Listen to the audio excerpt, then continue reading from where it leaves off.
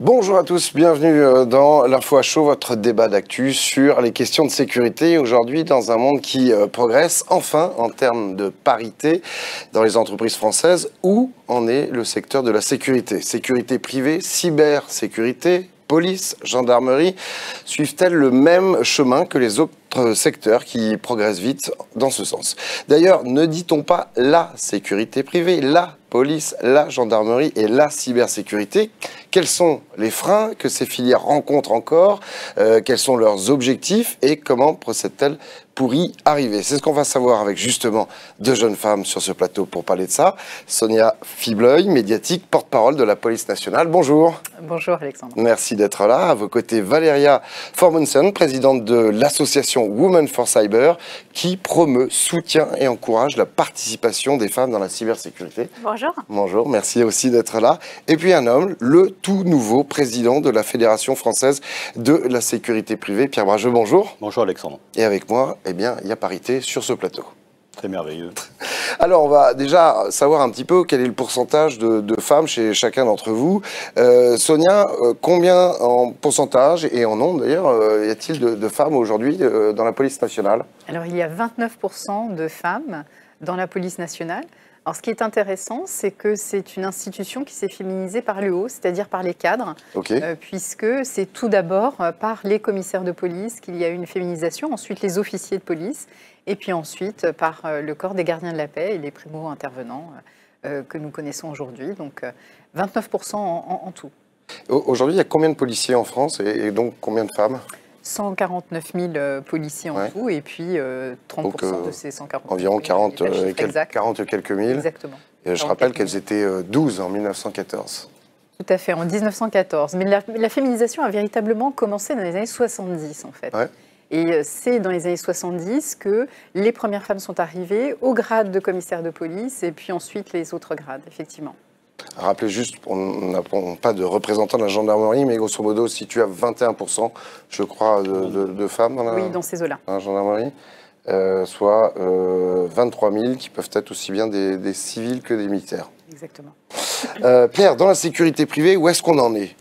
Attendez, je finis juste une petite question. La hausse sur les 10 dernières années, elle est assez spectaculaire, je crois. Oui, la hausse, elle est assez spectaculaire dans le sens où on arrive quasiment à une parité sur les derniers concours de commissaires de police, par exemple. D'accord. Et puis, mais on y viendra peut-être, mais notamment à une parité sur la représentation aux directions actives de la police nationale. Important. Pierre, la sécurité privée, quel est le pourcentage de femmes actuellement ? Alors, en sécurité privée, il faut savoir de quoi on parle. Si on parle de surveillance humaine, mais au sens très large, on est à un peu moins de 15%. Donc, on est sensiblement en retard.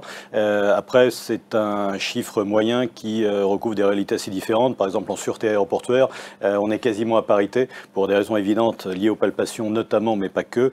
Par contre, quand on est en surveillance humaine classique, on est à un taux qui est un peu inférieur à ça. Donc, il y a encore de très gros progrès à faire à ce niveau-là en termes de féminisation. C'est pour ça qu'on a lancé une campagne à ce sujet. On va en parler. Si on part en la globalité de la sécurité privée, je crois que c'est 300 000 personnes à peu près. À peu près. La Fédération française de la sécurité privée regroupe l'ensemble de l'écosystème avec, soyons synthétiques, 3 piliers, toutes les prestations humaines, donc tous les métiers qui sont à forte proportion humaine, surveillance humaine, transport de fonds, protection de personnes, sécurité à l'international. Ensuite, un deuxième pilier avec tout ce qui est technologique, télésurveillance, sécurité électronique, vidéoprotection, drone, j'en passe et des meilleurs. Et puis un troisième pilier qui est un peu plus composite avec tout ce qui est formation, agent de recherche privé, qui d'ailleurs est assez féminisé, soit dit en passant, et d'autres secteurs, la cyber et dans la partie technologie. Mais donc c'est un ensemble d'écosystèmes avec des réalités assez différentes suivant la proportion de personnel qu'on met en œuvre. Et là, sur ces 300 000 personnes, je crois qu'on est à 13% à peu près de femmes. À peu près. Et on sent une augmentation sur ces 10 dernières années ou... Je pense que l'augmentation est pour l'instant assez faible et c'est un vrai problème parce que la sécurité privée, comme beaucoup d'autres secteurs économiques, rencontre des problèmes de recrutement majeurs. En plus de ça, bon nombre de nos activités sont des activités réglementées, donc il y a un certain nombre de barrières à l'entrée qui sont tout à fait légitimes, mais qui néanmoins servent de frein. Et accessoirement, on a aussi une image à faire évoluer puisque globalement, ça n'est pas forcément spontané pour les femmes de se dire « tiens, je vais aller travailler dans la sécurité privée ». Oui, on garde une image un peu archaïque de la sécurité privée. C'est traditionnelle. Traditionnelle qu'il faut faire évoluer. Valérie, en cybersécurité, il me semble que c'est un problème aussi, on en a déjà parlé sur ce plateau, mais c'est intéressant d'avoir votre point de vue aujourd'hui, mi-2023. Sur cette table ronde, du coup, je crois que la cybersécurité va être vraiment le mauvais élève parmi les mauvais élèves, puisque aujourd'hui, le taux de féminisation est à 11% sur les métiers techniques, et plus globalement, dans le secteur de la cybersécurité, la féminisation est à hauteur de 30%, mais tous métiers confondus, donc RH, marketing, tous les métiers support. Il est toujours utile de comparer la technique et la non-technique, parce que sinon on met un petit peu des femmes de partout et ça donne l'impression de parité, alors que la réalité elle est différente. Donc 11% de féminisation dans le secteur de la cybersécurité quand il s'agit de la technique, c'est-à-dire prévention, réponse à incidents, traitement numérique des problématiques. Sachant que la parité dans les équipes, il est prouvé que cette parité elle rend plus efficace les équipes, que ce soit en prévention ou en réponse à l'incident, du fait de points de vue différents. Il y a une complémentarité assez forte et les entreprises de cybersécurité qui ont la chance d'avoir des équipes techniques paritaires ont tendance à dire que le résultat est beaucoup amélioré par cette coopération. En ce qui concerne la police nationale, qui a justement aussi une cellule cyber, est-ce que c'est aussi un pourcentage que vous constatez? Vous êtes en manque de femmes au sein de ce pôle? Alors, je ne dirais pas tout à fait ça. Alors, ce n'est pas une cellule cyber, mais c'est une sous-direction de la lutte contre la cybercriminalité qui appartient à la police judiciaire et qui comprend 153 personnels. Et parmi ces 153 personnels, il y a 46 femmes qui sont représentées. Donc, ce n'est pas tout à fait une sous-représentation. Par contre, ce qui est intéressant, et je rebondis sur ce que vous dites, madame, c'est que oui, la participation des femmes de plus en plus accrue permet d'enrichir la décision. C'est ça qui est intéressant, c'est d'avoir une mixité. Ce n'est pas pour afficher un objectif de mixité pur et simple, c'est pour enrichir la décision et pour éviter que nous soyons systématiquement soit dans un mode de pensée, code viriliste, comme on nous l'a parfois reproché dans l'institution police nationale, ou alors avec une identité masculine très forte, qui n'est pas d'ailleurs inintéressante du tout, mais cet enrichissement par la mixité est intéressant. Donc oui, pour répondre à votre question, nous ne sommes pas sous-représentés en tant que femmes dans la police nationale. Nous avons fait d'énormes progrès, et puis vous l'avez vu, les chiffres sont là. Ces chiffres dans la globalité, effectivement, sont assez bons, mais sont assez disparates selon les filières. Puisque ce chiffre de 29%, c'est plutôt bon, c'est pas un satisfecit parce qu'il y a par exemple 80% de femmes en filière administrative. On a également, alors là ça modifie un petit peu nos systèmes de pensée, nos stéréotypes, parfois nos biais. C'est que par exemple dans la police scientifique, police technique et scientifique, il y a plus de 60% de femmes qui sont représentées, et qu'elles soient ingénieures ou dans les labos, techniciennes de labos, etc. Donc en fait, là vous êtes vous-même issue de la scientifique? Non, pas du tout. Non, je suis issue de la police judiciaire, pas de la police technique et scientifique. Et police judiciaire aussi, qui a un fort taux de féminisation. Je crois qu'on est à hauteur d'un petit peu moins de 50%. Et donc, en fait, on voit qu'il y a certains secteurs dans lesquels les femmes sont véritablement présentes, et puis d'autres où elles le sont moins. Et quels sont-ils, ces autres secteurs? Eh bien, ce sont des secteurs des CRS, par exemple. Alors on l'explique, on pourra y revenir peut-être si vous le souhaitez, les CRS ou certaines compagnies d'intervention où on est vraiment dans l'action pure. Là, il y a moins de femmes.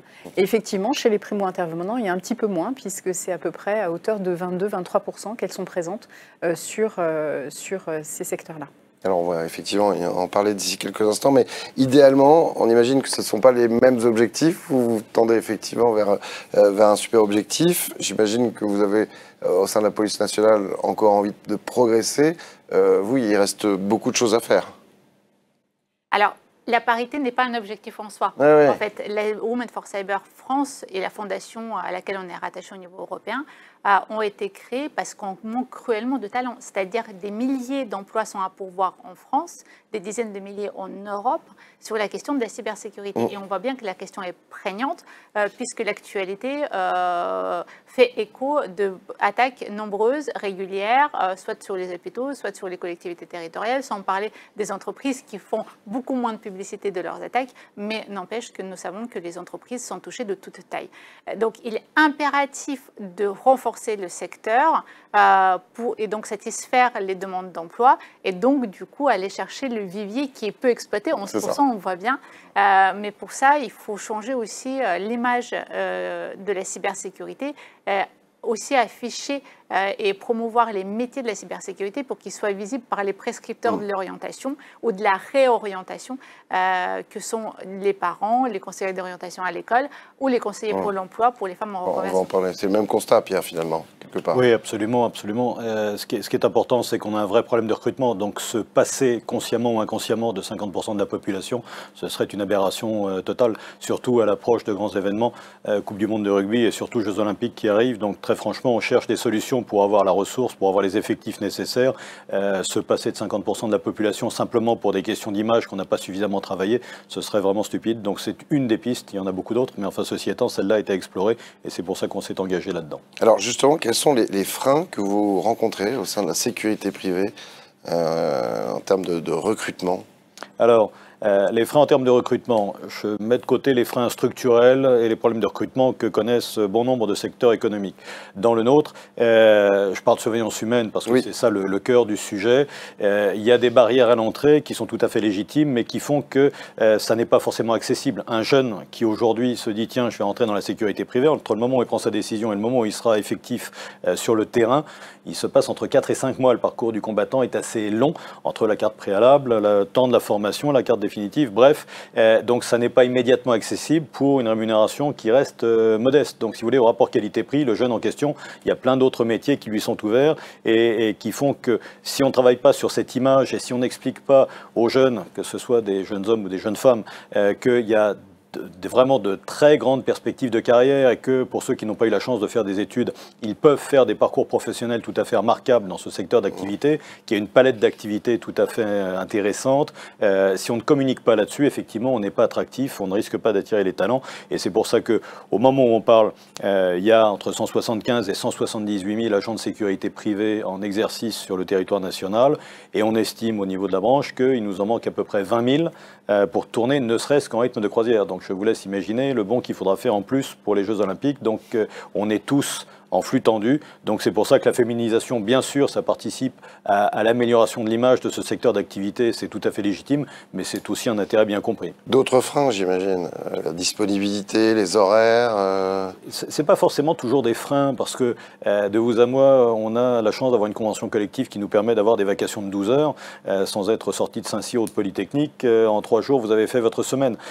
Donc il n'y a pas que des inconvénients, et en plus, on a la possibilité de travailler pour être chez soi. Enfin bref, il y a tout un tas d'avantages qu'on sous-estime. Et là encore, la palette de métiers est très très vaste, de la sécurité incendie à la sécurité cynophile, en passant par la sûreté classique. Enfin bref, il y a vraiment une foultitude de métiers et chacun peut trouver exactement chaussure à son pied. Donc c'est vraiment des métiers qui sont tout à fait passionnants si on veut s'y investir et où on peut avoir des progressions et des plans de carrière qui sont tout à fait remarquables.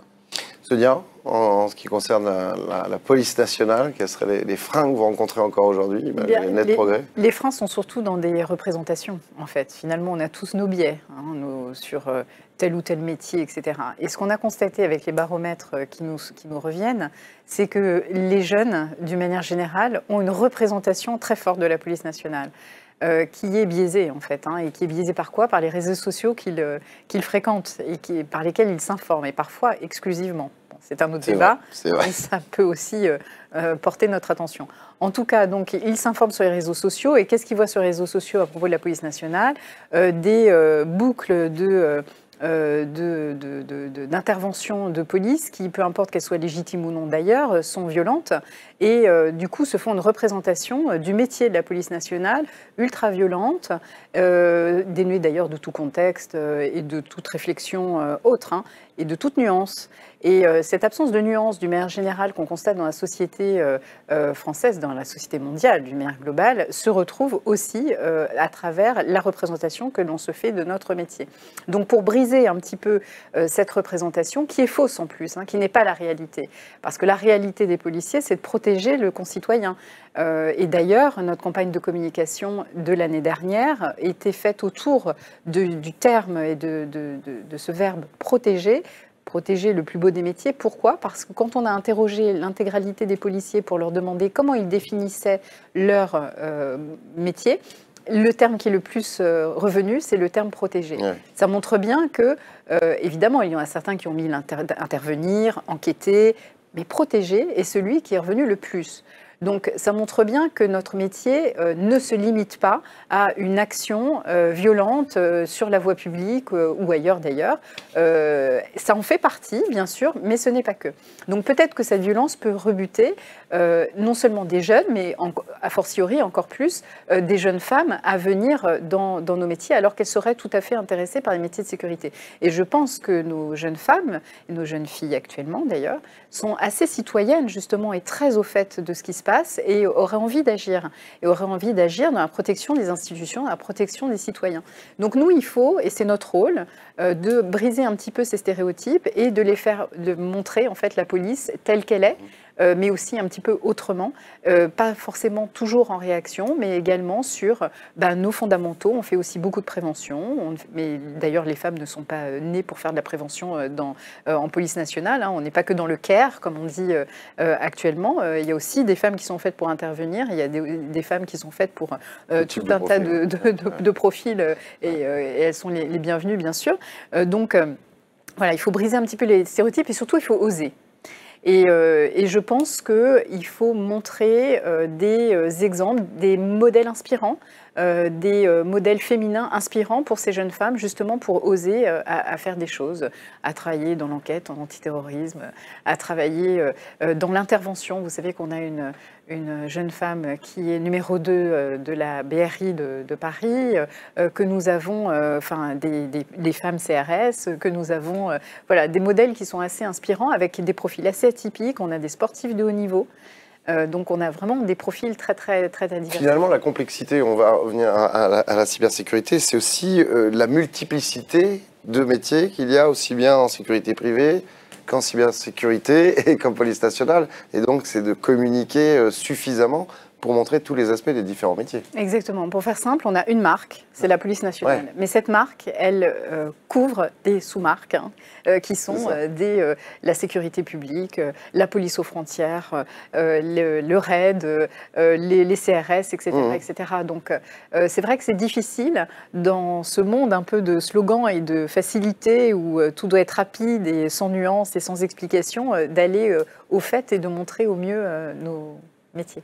Valéria, on parlait de stéréotypes à l'instant, et il y en a un dans la cybersécurité, celui qui ressort toujours. C'est-à-dire on est au fond d'une cave, avec une capuche, dans le noir, et on est en train de pianoter. Mais il y a l'image de la cybersécurité en soi, et puis effectivement, la multitude de métiers sous-jacents. Je pense que plus le secteur est large, plus il est difficile de promouvoir le secteur et être suffisant à destination des néophytes. Parce que du coup, quand on visualise l'ensemble, on ne visualise pas forcément les métiers individuellement. Et puis dans la cybersécurité, il y a le stéréotype du hacker. Il y a aussi l'image négative, parce que du coup, on parle plus de hacking que de protection, de prévention. Ouais. Et puis, il y a aussi d'autres problématiques, mais qu'on va retrouver chez les uns et chez les autres. C'est le syndrome de l'imposteur, chez les jeunes femmes qui ne se sentent pas à intégrer le secteur. C'est le sentiment du milieu hostile, parce que la représentation de l'entreprise en termes d'image, de marque employeur, va être plutôt masculine sur ses réseaux sociaux, sur sa façon de recruter, sur son site internet. Et puis, il y a la problématique de fidélisation. Parmi les 11% de femmes qui intègrent la cybersécurité, une grande partie d'entre elles ne restent pas plus de 3 ans sur un poste, alors que des perspectives d'évolution, et là, pour le coup, les salaires sont exorbitants. Ce que j'allais vous dire, vous avez un atout quand même, c'est qu'il y a beaucoup d'argent et que les premiers postes sont déjà très élevés en salaire. Tout à fait. Les premiers postes sont très bien payés, et puis derrière, les possibilités d'évolution sont infinies. La problématique, c'est que ça ne se séduit pas toujours uniquement par le salaire, et le bien-être au travail, la qualité de vie au travail, l'équilibre vie professionnelle, vie privée rentre de plus en plus en compte, notamment chez les générations les plus récentes. Donc, il est important que la marque employeur soit suffisante, et donc l'entreprise a besoin de travailler là-dessus. Que l'offre d'emploi soit intéressante et qu'il y ait des perspectives, et puis surtout que le cadre soit suffisamment bien pensé pour le fameux bien-être. Typiquement, nous travaillons aujourd'hui chez Women for Cyber à la charte à destination des entreprises de la cybersécurité, mais aussi les utilisateurs, pas uniquement les producteurs de solutions, mais aussi les utilisateurs, ceux qui ont des équipes de cyber en interne, de manière à leur donner des outils vraiment de comment rédiger une offre d'emploi pour qu'elle soit lisible autant par les hommes que par les femmes. Comment on fidélise. Et parmi les critères de fidélisation, il y a l'évaluation qualitative des objectifs. Et ça, de plus en plus d'études démontrent que même les hommes qui ont non seulement des objectifs quantitatifs mais aussi qualitatifs se sentent mieux, mais les femmes s'épanouissent mieux et voient plus le sens de leur emploi et de leur activité à travers ces deux objectifs cumulés. Et la cybersécurité reste une industrie récente. Elle s'est beaucoup conformée au langage financier de start-up pour pouvoir prouver leur capacité à produire des solutions, et donc utilise beaucoup d'objectifs et donc de vocabulaire financier pour séduire les investisseurs, pour les levées de fonds, et donc ils ont négligé légèrement cette partie qualitative qui mérite d'être intégrée définitivement. Est-ce que l'un des freins, c'est pas aussi finalement qu'il y a aussi une multitude de métiers dans la cybersécurité et que initialement on pense tout de suite à programmateur ou autre, alors qu'il y a beaucoup d'autres métiers sur lesquels on ne communique pas forcément? Alors, pour le coup, les écoles d'ingénieurs intègrent quand même un petit peu plus de femmes que celles qu'on retrouve dans la cybersécurité. Donc, on voit bien que la technique elle-même est difficile, mais à la fois, il y a une vingtaine, une trentaine de pourcents de femmes qui intègrent les écoles techniques. Et celles qui sortent ne vont pas forcément vers les métiers de la cyber. Donc en fait, on a le double effet qui se coule, on a les deux problématiques. À la fois que les métiers techniques soient plus séduisants, plus lisibles, mieux promus auprès du grand public, et à la fois le milieu de la cybersécurité soit plus attractif parce qu'on ne récupère pas ces 20%. Certaines vont vers l'intelligence artificielle, vers d'autres secteurs d'activité et pas forcément vers la cybersécurité. Est-ce que parmi ces freins, un peu moins, vous l'avez dit tout à l'heure, peut-être à la police nationale, c'est pas aussi la problématique d'accession à des postes à responsabilité?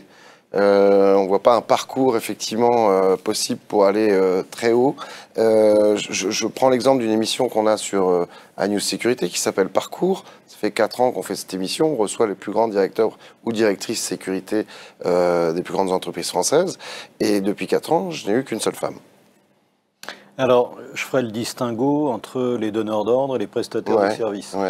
Côté donneurs d'ordre, vous avez un certain nombre de directrices sécurité qui sont des femmes absolument remarquables. Donc, j'allais dire qu'à ce niveau-là, il n'y a vraiment pas de sujet. Côté prestataire, entreprise de sécurité privée, effectivement, je confirme qu'il y a relativement peu de femmes qui sont chefs d'entreprise dans ce secteur d'activité, parce qu'il y a un héritage de l'histoire. Nous, la féminisation ne s'est pas faite par le haut, elle a tendance à se faire par le bas. Il faut le temps que ça monte en puissance. On retrouve maintenant pas mal de cadres qui sont des femmes, mais il est vrai qu'au niveau des chefs d'entreprise, ça reste encore un univers relativement masculin. Et c'est pour ça qu'on a parfois un peu de mal à faire bouger les lignes et à changer les images qui nous collent à la peau. Mais en tant que cadre, ça évolue. En tant que cadre, ça évolue, bien sûr.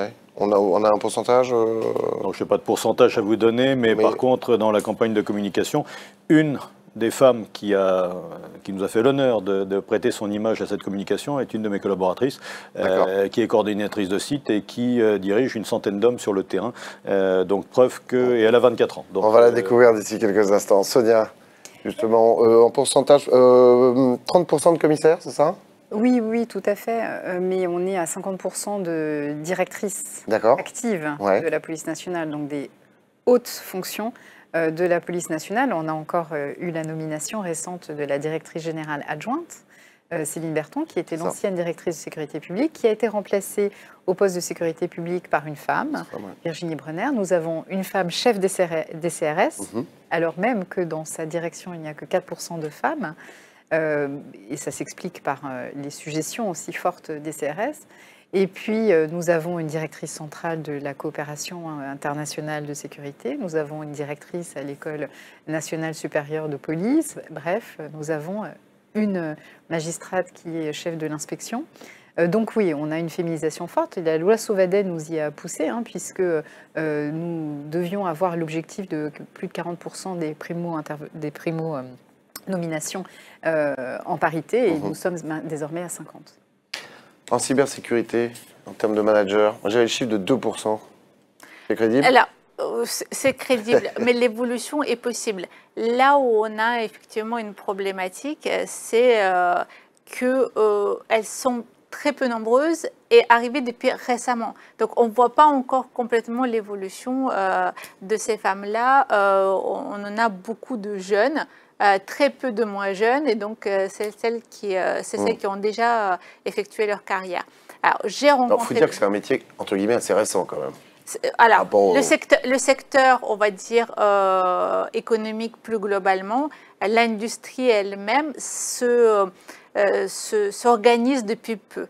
Après, la cybersécurité existait avant le boom des explosions de la cybercriminalité qu'on voit depuis le début des années 2000. Mais voilà, elles ont encore le temps d'arriver, j'ai envie de dire, mais pour ça, il faut un vivier de base. Et il y a peu de chances qu'elles arrivent par le haut parce que l'âge compte presque plus que le sexe du collaborateur pour le maître cadre.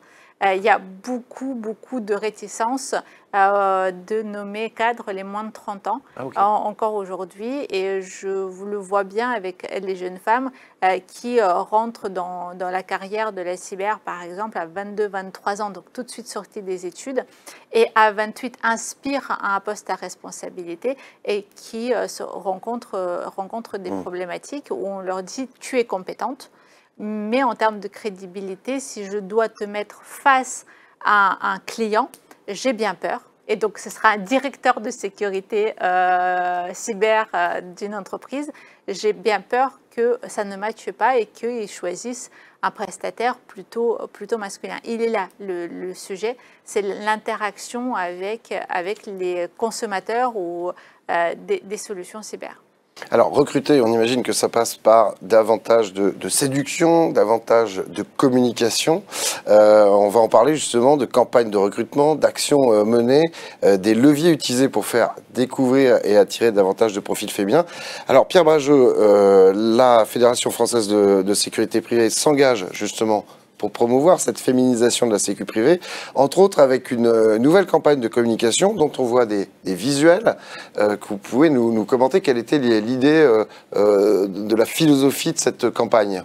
Alors, je tiens à préciser tout d'abord que cette initiative de la Fédération a été soutenue par le ministère de l'Intérieur, le ministère des Sports et Pôle emploi. Donc, on a vraiment eu un soutien de la puissance publique qui est à souligner. Il y a 4 visuels qui ont été mis en avant, notamment sur les réseaux sociaux, parce que là encore, ce sont les femmes qu'on cherche à attirer, mais surtout les jeunes. Et donc, il faut utiliser les outils qu'ils utilisent au quotidien. Vous voyez les 4 visuels, ce sont des femmes qui travaillent dans la sécurité privée. Il n'était pas question d'aller chercher ça sur des banques d'images. Voilà.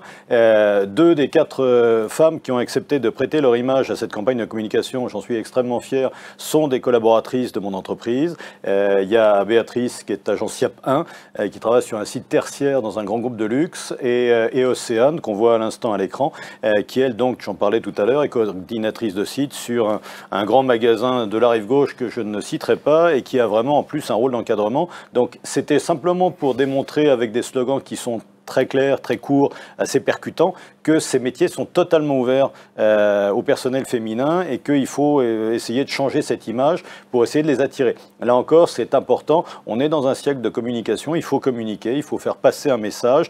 Et ce message, c'est la sécurité privée est totalement ouverte aux femmes et elles peuvent y avoir vraiment des parcours tout à fait intéressants et trouver un métier qui leur correspond parfaitement. Donc c'était important parce que ce que le grand public souvent en référentiel, parce que le grand public ne connaît pas forcément le secteur de la sécurité privée, c'est l'agent de sécurité que vous allez croiser dans un hypermarché ou dans un centre commercial, ce qui est une réalité de notre métier, mais qui n'est pas le gros de nos activités. Et donc, il fallait faire passer le message qu'il y avait autre chose, à la fois des métiers techniques, des métiers d'encadrement. Bref, on a essayé d'avoir une palette large, de la sécurité incendie, bref, montrer qu'il y a toute une palette de métiers et que des femmes l'exercent et que c'est vraiment quelque chose qu'on cherche à développer. Alors vous avez aussi une campagne via des films, il y en a 4 également, tirés de ces 4 jeunes femmes qu'on voit. Absolument. Alors je vous propose qu'on découvre celui, je crois, de Océane. Qui a dit qu'être manager dans la sécurité privée était la chasse gardée des hommes? Certainement pas Océane, 24 ans, coordinatrice du site, à la tête d'une équipe de 120 agents de sécurité. Quelles que soient vos ambitions, dans la sécurité privée, il y a un métier qui vous correspond. Agente de prévention, agente de sûreté aéroportuaire, agente de sécurité événementielle, chef de site, agente de sécurité nucléaire, agente de sécurité filtrage et bien d'autres encore. Renseignez-vous vite sur les métiers de la sécurité privée sur le site www.ffsp-sécurité.fr et retrouvez toutes les offres d'emploi sur www.pol-emploi.fr.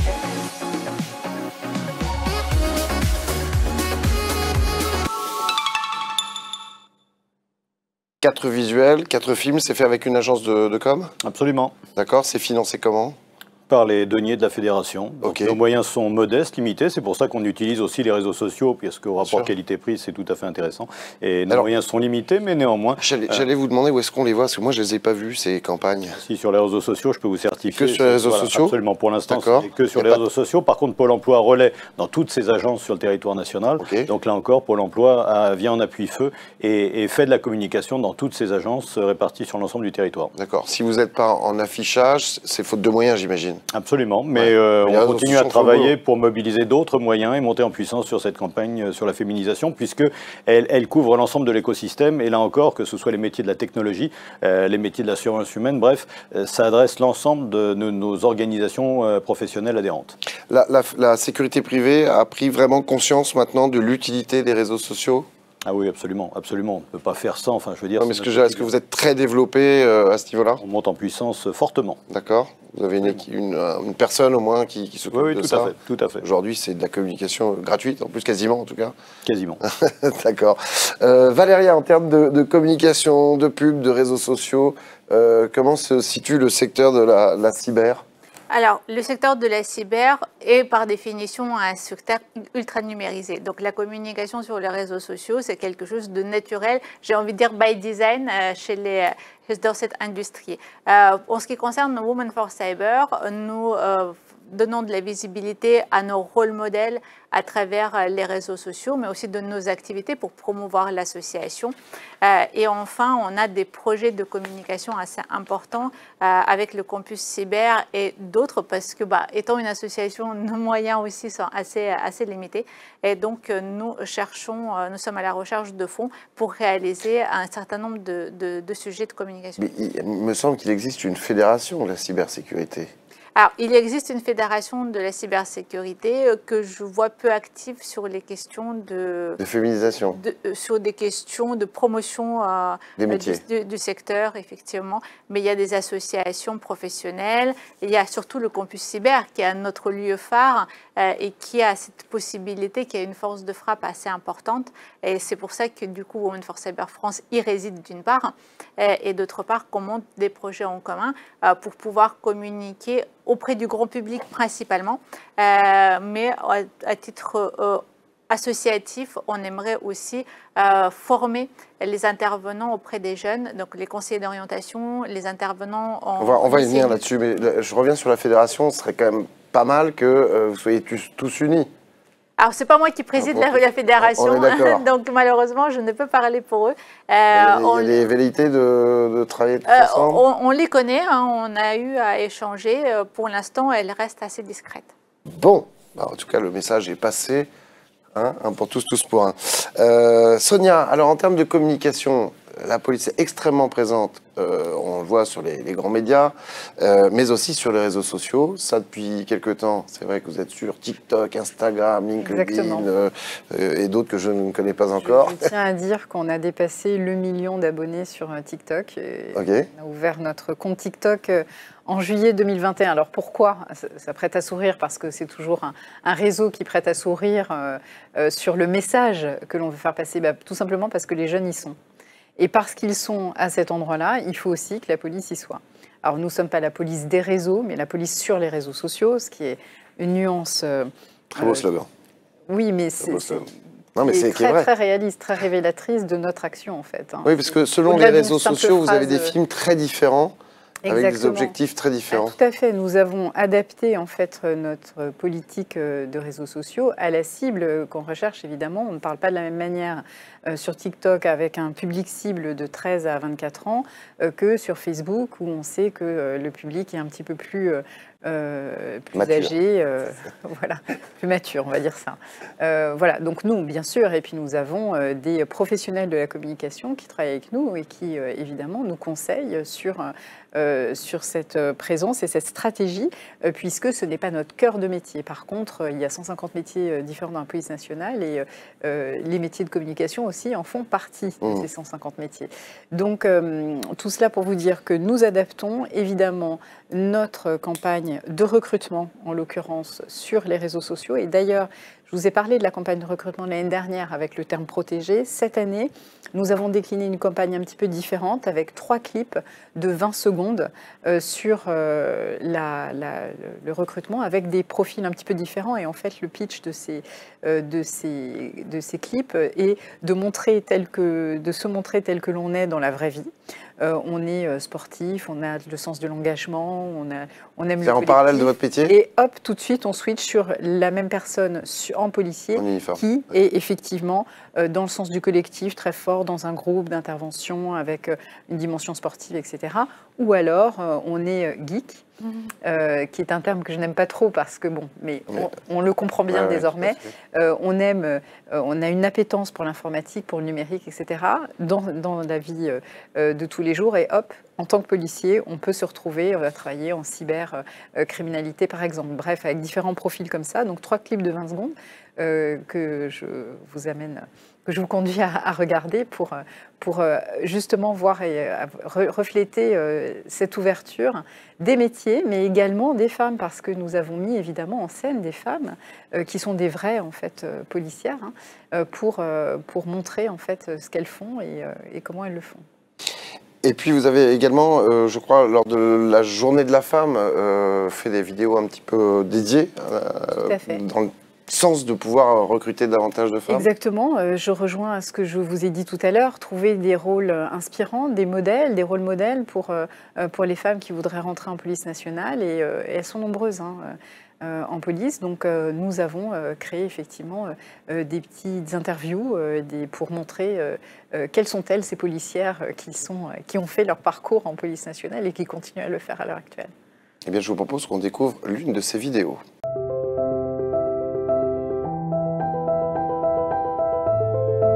Je suis chef du groupe central des mineurs victimes au sein de l'Office central pour la répression des violences aux personnes, qui est un office de la direction centrale de la police judiciaire. On reçoit des renseignements, soit depuis la France, soit depuis l'étranger, en matière d'exploitation sexuelle des enfants.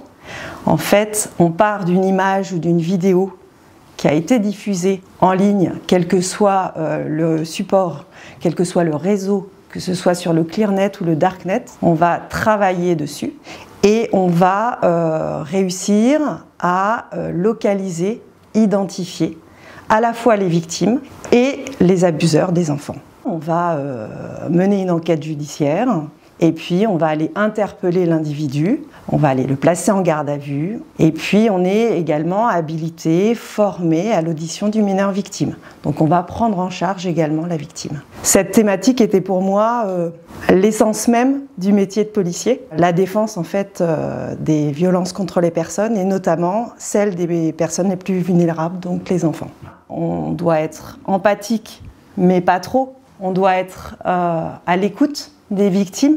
On doit recevoir leurs paroles, quelles qu'elles soient. Et il faut savoir que dans notre thématique de travail, on a autant de victimes féminines que masculines. D'expérience, je peux vous dire qu'il y a beaucoup de femmes dans les services dédiés aux mineurs. La policière de 2022 est présente et combative et pugnace.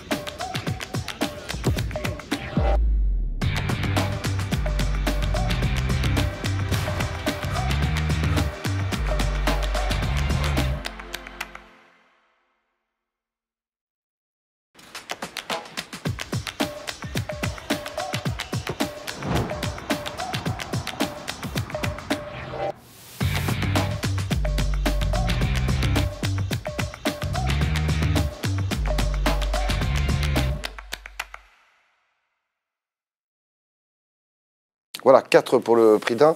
Je voulais savoir, tout est fait via une agence de communication. Est-ce qu'il y a des choses qui sont faites en interne? J'ai l'impression quand même qu'il y a quelques vidéos que vous faites vous-même. Ah oui, tout à fait. On a un groupe de vidéastes qui est très professionnel et qui s'occupe de faire cela pour nous. Donc on a internalisé un maximum de choses, mais à titre exceptionnel et notamment pour les campagnes de recrutement uniquement, nous faisons appel à une agence de communication. D'accord.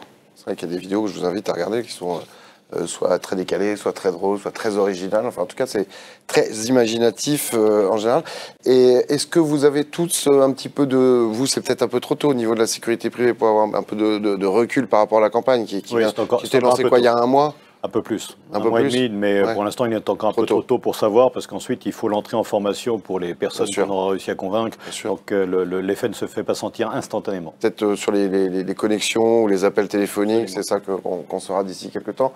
Et vous, sur les campagnes de publicité de la police nationale? Les campagnes de recrutement, oui, nous avons tous les ans en fait nos concours qui sont ouverts, gardiens, officiers, commissaires. Donc nous avons environ 22 000 candidats par an. On a une légère érosion ces dernières années, ces 5 dernières années, qui est liée à beaucoup de choses, au fait qu'il y a aussi parfois une crise de l'image avec notamment la manifestation des Gilets jaunes avec beaucoup de violences en boucle, comme je l'indiquais tout à l'heure.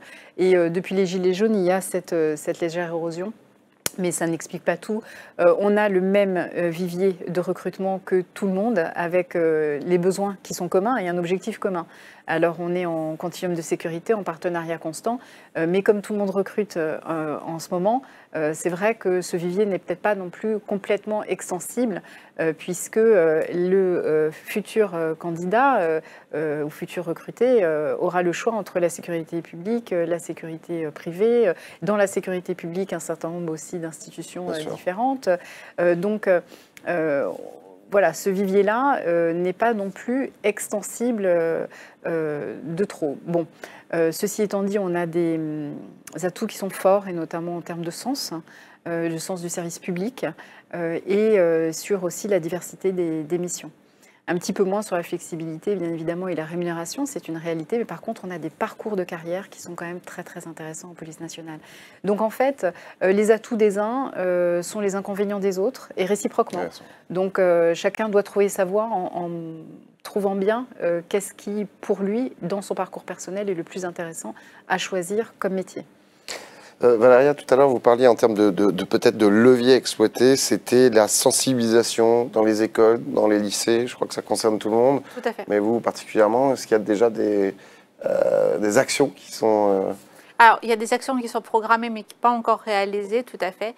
Donc, c'est de former les formateurs parce que du coup, on est peu nombreux finalement dans l'association pour pouvoir couvrir l'ensemble des établissements scolaires et parcours SNU de la France entière. Donc, on s'adresse aux professionnels qui interviennent auprès des jeunes. Ça fait partie du projet que nous sommes en train de mener avec le campus cyber. Et donc, nous allons former les intervenants, les conseillers en orientation, les intervenants dans le cadre du SNU, de manière à ce qu'ils pensent au secteur de la cybersécurité, au métier de la cyber, et qu'ils sachent le présenter, qu'ils visualisent déjà dans leur tête avant de pouvoir en parler aux jeunes. On espère augmenter significativement les vocations. Malheureusement, et on le constate, les vocations naissent principalement des crises. Et donc, ce serait dommage qu'il faille attendre une énième crise significative pour que les jeunes gens se manifestent. Puis il ne faut jamais oublier qu'il y a un vivier de réorientation ou de changement de parcours professionnel, même si on est quasi en plein emploi, et c'est pour ça que nous souffrons de la problématique des talents. Il reste encore des gens au chômage en France, et donc il est important de travailler sur ces questions-là, notamment avec Pôle emploi. Pierre, les écoles, les lycées, est-ce que c'est un lieu où déjà il y a des actions menées ou c'est... Absolument. Dans quelques jours, je fais 2 interventions auprès de jeunes du SNU. Donc on va sur des jeunes qui sont en CAP. Bref, il faut qu'on sorte un peu de notre coquille, de notre bocal. Pourquoi? Parce que notre métier, paradoxalement, on est habitué à travailler dans l'ombre. On ne cherche pas la lumière, mais il faut qu'on brise un peu ça et qu'on aille communiquer. La preuve aujourd'hui. Bref, il faut qu'on fasse passer les messages et qu'il y ait des exemples. C'est pour ça qu'il faut que les chefs d'entreprise, il faut que les encadrants aillent sur le terrain pour simplement expliquer la réalité de ces métiers à des jeunes qui parfois se posent des questions et on a une image qui est parfois complètement décalée. On n'imagine pas que c'est quelque chose qui pourrait parfaitement leur convenir. Donc il faut absolument qu'on aille au-devant de ces jeunes. Aujourd'hui, on est tous en tension de recrutement. Si ce n'est pas nous qui sommes à l'offensive, parlons comme ça, écoutez, on peut attendre effectivement longtemps. Et c'est vrai que ça a été dit très justement. Dans le cadre du continuum de sécurité, mais dans le secteur privé avec d'autres métiers de service, on est en concurrence les uns avec les autres et donc il faut être attractif. Il faut simplement présenter l'offre et les perspectives que ça peut offrir. Donc il faut vraiment qu'on aille au-devant de ces jeunes, mais pas que de ces jeunes, parce qu'il y a aussi tout un tas de personnes qui sont en reconversion. Donc là encore, on pense souvent aux jeunes et à leur parcours et à leur entrée dans la vie professionnelle, mais il n'y a pas que ça. Il y a aussi des gens qui décident de changer de métier, de changer de carrière, de changer d'orientation. Et donc, il faut simplement qu'on soit visible et qu'on explique la réalité de nos métiers. La police, la gendarmerie interviennent souvent dans les lycées, dans les écoles, pas simplement pour arrêter des... Oui, bien sûr. C'est tous les jours, on fait de présentation des métiers. Ouais. D'ailleurs, pas plus tard que la semaine dernière, j'étais en présentation des métiers de la police nationale dans une classe défense dans le 91. Et à Brunois. Une classe défense? Une classe défense, c'est-à-dire une classe de 3e qui est spécialisée avec une dominante sur les valeurs républicaines, donc la police, la gendarmerie et l'armée. Voilà, donc des classes comme ça qui ont des dominantes pour faire passer aux jeunes des messages forts républicains et puis sur aussi des perspectives de carrière et leur expliquer ce que peut leur offrir la police nationale avec ou sans diplôme. Parce que je rejoins monsieur, effectivement, c'est très intéressant parce que nous, évidemment, notre cible principale, c'est les jeunes. Parce que c'est eux qui vont rentrer, faire un parcours de carrière, envisager un parcours professionnel long et sur le temps long en police, mais pas que. Il peut y avoir également des gens en reconversion. On a notamment dans une école de gardiens un jeune homme qui était ingénieur et qui a toujours voulu rêver d'être dans la police nationale et qui s'est reconverti et est arrivé à moins de 30 ans gardien de la paix pour pouvoir intégrer la police nationale. Et nul doute qu'avec son talent, il sera recruté dans les filières qui correspondent à son profil en police. Donc on a un peu de tout. Encore une fois, il faut mettre en avant le sens qui est fort, la mission et montrer que la police nationale est ouverte, s'ouvre à tous et briser un petit peu les stéréotypes qui pourraient bloquer l'arrivée de femmes et de jeunes d'une manière générale dans la police.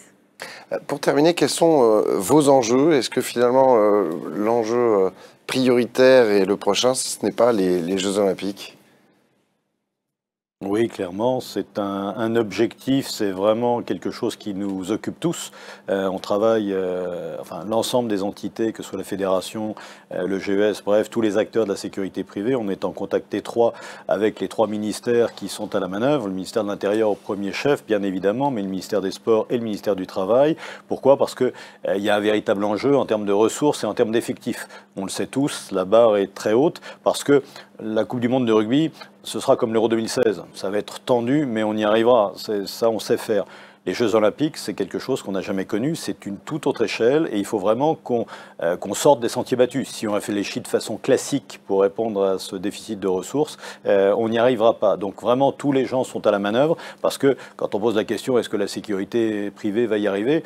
Pour moi, la question ne se pose pas. On doit y arriver. Il en va de l'image du pays. Ça fait 2 ans qu'on annonce qu'il manquera, il pourrait manquer en tout cas 20 à 25 000 personnels de sécurité privée. On est à 1 an des JO. Est-ce que ce chiffre se réduit? Ce chiffre se réduit, mais doucement. Il va falloir qu'on monte fortement en puissance et il n'y a pas une solution miracle. Il y a un ensemble de solutions avec, par exemple, le titre de sécurité événementielle, bref, un ensemble, la féminisation, tout un tas de solutions. Parce que dans ces 25 000, il faut quand même un certain nombre de femmes, entre autres. Bien évidemment, pour toutes les questions de palpation, il est évident qu'on aura besoin de personnel féminin et sur plein de postes, les femmes feront très très bien le travail, voire parfois même mieux que les hommes. Donc il n'y a aucun problème de ce côté-là et c'est pour ça que la féminisation de ces métiers, c'est pas simplement pour se donner une image plus moderne, c'est simplement pour répondre à un besoin. Et là, très franchement, on est à 1 an de l'obstacle. Il est grand temps de mettre le turbo. Et je pense que tout le monde en est parfaitement conscient. En tout cas, j'espère que tout le monde en est conscient. Et on va mettre le paquet. Sonia. Et il y a autant de femmes et d'hommes qui participent en tant que spectateurs à ces grands événements. Donc oui, objectif à court terme, évidemment, la Coupe du Monde de rugby de la rentrée, puis les Jeux Olympiques de 2024. Mais je rajouterai un objectif à long terme, parce que pourquoi on communique vis-à-vis des jeunes, pourquoi on communique vis-à-vis des femmes? Tout simplement parce que ce sont nos citoyens de demain. Et nos citoyens de demain, ça veut dire nos policiers de demain. J'avais une question que je vais vous poser en termes de personnel sur le terrain. Est-ce qu'on remarque un impact lorsque c'est, par exemple, un agent de police qui arrête un automobiliste? Est-ce qu'il y a un impact positif, justement, sur le comportement général des personnes qui se font arrêter? Le fait que ça soit une femme? Moi, j'aurais tendance à dire oui, on est plus... Bien, j'aurais tendance à vous dire que vous êtes vous-même aussi dans vos stéréotypes, à dire qu'une femme serait plus sympathique, plus empathique. Non, c'est pas du tout ce que je voulais dire. Parce que ce n'est pas ça, en fait. Vous m'avez mal compris. Ce que je veux dire, c'est moi, quand je me fais arrêter, je suis beaucoup plus cool si c'est une femme que si c'est un homme. C'est-à-dire que voilà, je suis plus souriant. C'est ce que je vous dis. C'est pas un stéréotype.